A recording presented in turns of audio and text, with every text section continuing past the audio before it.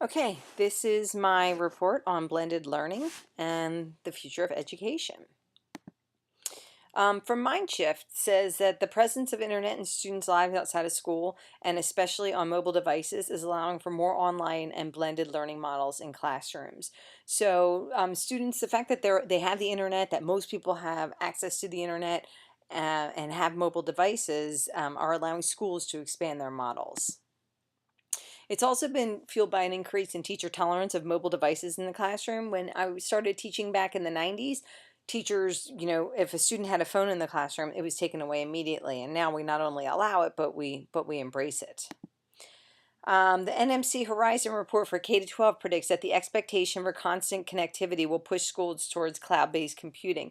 And as you can see, most schools have already started with Google Apps for Education, and I think, are moving towards it, using it more every day.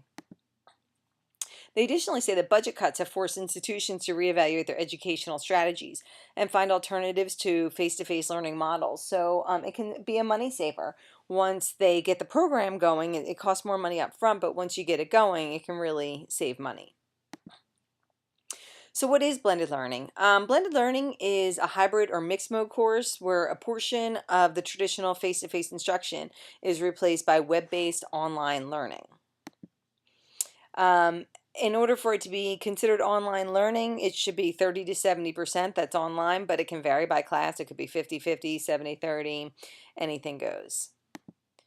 The benefits are that you can customize learning to fit the diverse needs of students, and it can also accommodate many places and classes that are in high demand. So students in Africa and remote areas of Africa can take classes, and students who would never have access to Harvard University can now take MOOCs in which they are learning from Harvard professors. It also allows teachers to extend the school day. So if you're in something really challenging and you just don't have time to finish it during the school day, you can use blended learning to help students outside of school. Some of the drawbacks are that there's extensive work involved in assembling the components for a blended learning program.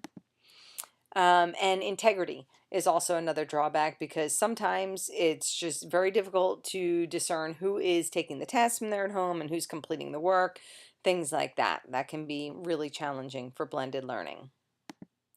Quality insurance. Not all classes are equal. Some are really good, and some don't work out so well. And we see that with the MOOCs, where some of them, have started and just completely gone bust and not even finished the MOOC because of difficulties. Some of the questions you want to ask is, does it fit with the character and mission of your institution? And are the changes of learning evident to the institution's constituents? So is everybody involved in it, on board with switching over to a blended learning component? And is it a good fit with the learner's characteristics? I mean, who are your students? Is this going to work for them? Does the school have a clear mission and or strategic plan? It's very important to plan very carefully for blended learning, or it will not work well. And how are you going to start? Are you going to do a pilot? Is it going to be, scale, or are you going to grow it? How are you going to implement that program? And that you also need to consider that students are going to need support. They're going to need tutoring. They're going to need web-based services. They're going to need a lot of extra help in order to complete these. You have to know that students have varying levels of proficiency with technology, so you have to have some kind of orientation period. You also have to know that all of your students will have equal access to technology. Not everybody does, and so schools really need to be careful that their students have technology, either that or they need to be a one-to-one initiative. So summary, blended learning is here to stay. Teachers and schools should embrace and harness the power of technology to enhance student learning and extend the school day. And here are my sources. Thank you.